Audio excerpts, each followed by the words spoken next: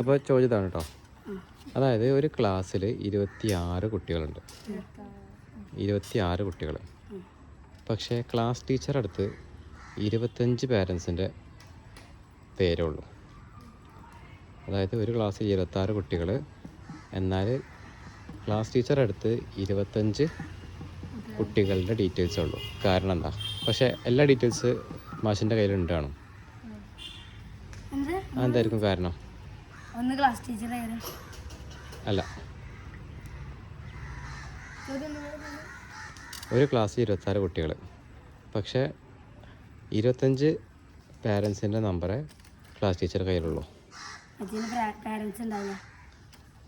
അങ്ങനത്തെ അതൊന്നല്ല. പക്ഷെ എല്ലാ കുട്ടികളുണ്ട്, 26 കുട്ടികളുണ്ട് ക്ലാസ്സിൽ. എങ്ങനെ? ആ, പക്ഷെ ഒരു ക്ലാസ്സിൽ ഒരേ വയസ്സുള്ള കുട്ടികളുണ്ടാവോ?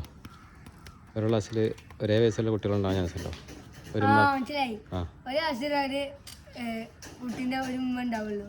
അപ്പോൾ എന്താണ് ഒരു ഉമ്മ അല്ലേ വരുള്ളൂ? അപ്പോൾ 26 ആൾക്കാരെ ഡീറ്റെയിൽസ് വേണ്ടേ? ഒരു കുട്ടി പാരൻസിൻ്റെ അതിന്. അപ്പോൾ ഒരു മാക്ക് 2 കുട്ടികളുണ്ട്, 2 കുട്ടികൾ ഒരു ആഴ്ചയാണ്.